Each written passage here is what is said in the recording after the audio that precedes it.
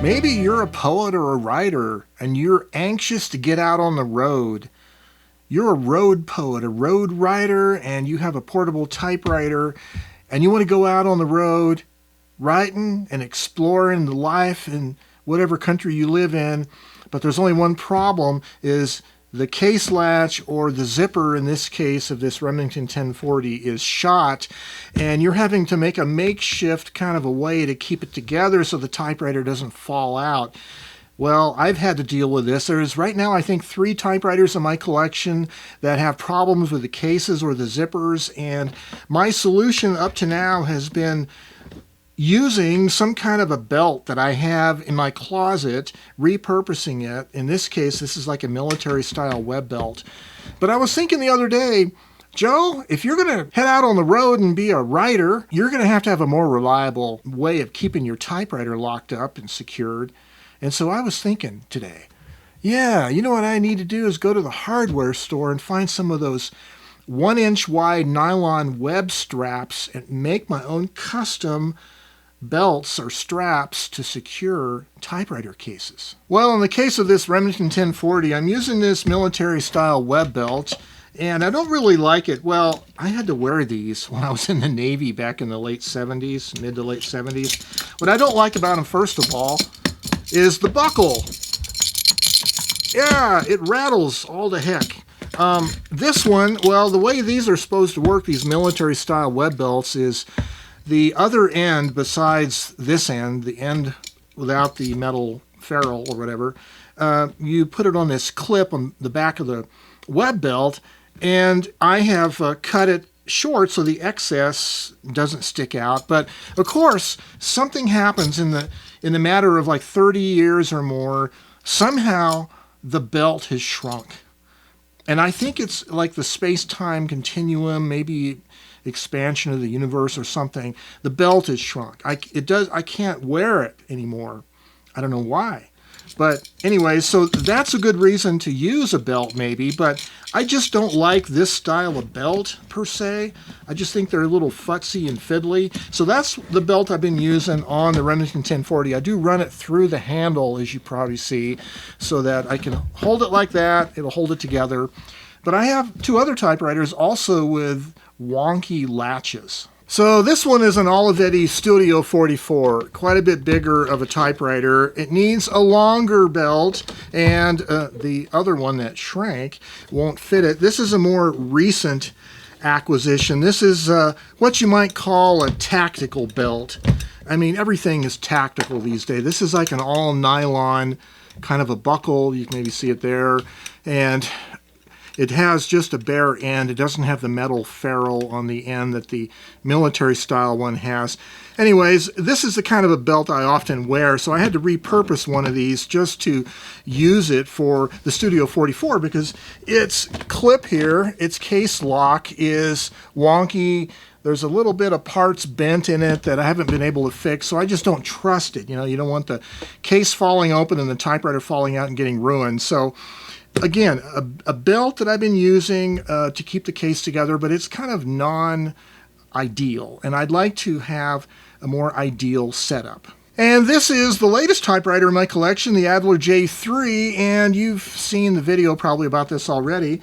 Its case is kind of heavy and fairly durable, except it has 2 problems. Well, the way the typewriter fits into the case body, and you probably saw that. See that? Did you just see what happened? I wasn't even doing anything, and the latch came loose. That's right. It has these 2 little fingers here that are supposed to secure into the lock here, and it comes loose very easy. There is a lip on the back of the case lid that's supposed to interlock with this groove in the back of the case bottom, and it doesn't reliably do that.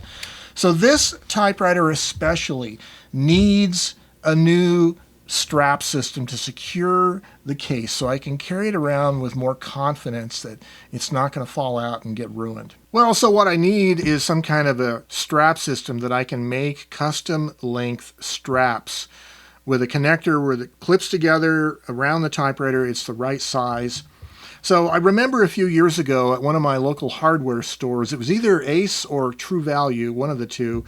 They had bulk 1-inch wide nylon webbing, like straps, you could buy by the foot, and then they had the plastic buckles that you could buy for it. Well, because of, global economics and all that, those two hardware chains don't carry those parts anymore. I talked to the person at the Ace hardware store, they didn't remember them, and the person at True Value said, oh yeah, we got rid of those a couple years ago.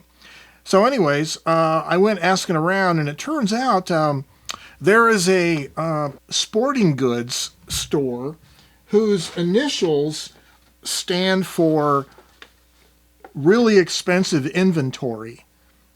That's actually not what it stands for, but I went to several sporting goods stores around the area. I could have ordered stuff off Amazon or whatever and waited a week, but I'm concerned about you guys that you're not getting your Joe Van Cleve fix every week of videos, so I have to get this video going. So yes, that's right, I bought some stuff at REI. So I bought some webbing, some inch wide webbing. This is nylon, it's black, it has some blue stitching on one side. 15 feet should be enough for these three typewriters that need new straps. And then, but wait, there's more. I bought 3 of these dual adjustable buckles right there. 3 of those. And a couple of these tri-glides, just in case I needed to secure the strap, the loose end that you tighten up. So I have buckles, I have tri-glides, I have webbing. We need to make some custom size straps for these 3 typewriters to secure them in their cases. Okay, let's start with the Remington 1040 case.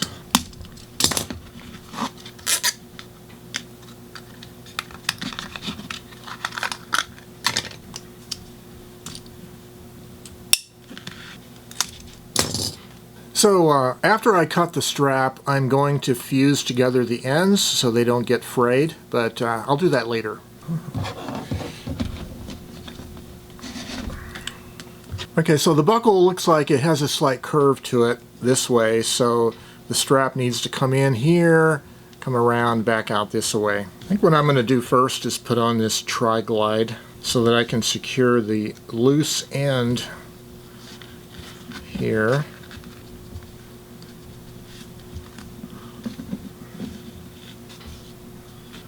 Alright, one end of it is done. Okay, I'm going to give it about an extra 6 inches or so right here. I have these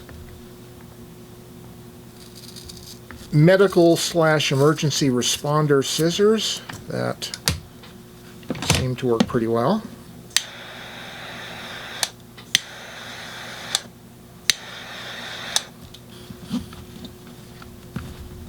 Alright, I got the buckles adjusted so they feel just about perfect. All you have to do is click it shut and it's the right tension. Remington 1040 done. Next, we need another typewriter. So this is the Olivetti Studio 44. Okay, feels pretty good. And I think I will cut this about right here.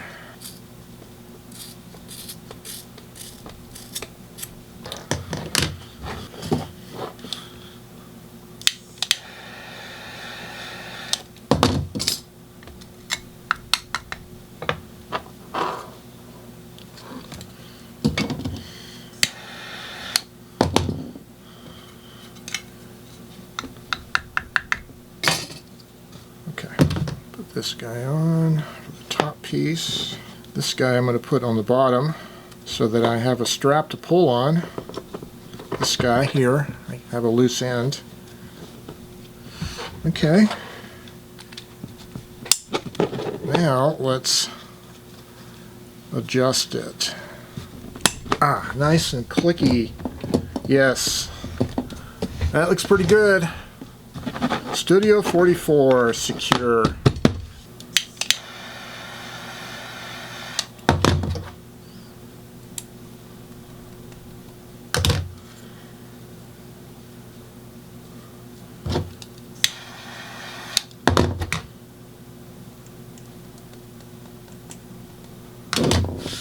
Okay, we have the Adler J3.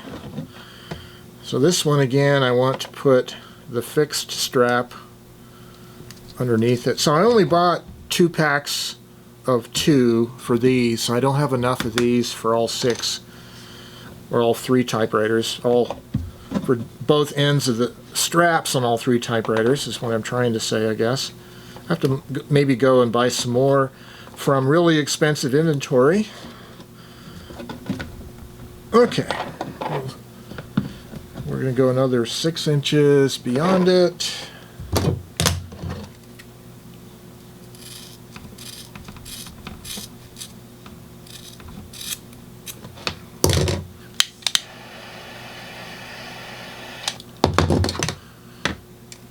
Use the metal scissors to try to tamp this molten nylon down. Okay, so this is the top strap. We will put our little thingamajiggy on it, and on this one we're going to come from underneath over the top, so we have a loose end to pull and adjust if we need to. Ah, yes. Nice and tight. Well, there we go. The third typewriter, the Adler J3. This is the one where the case lid was the most sketchy. It really wanted to easily come off.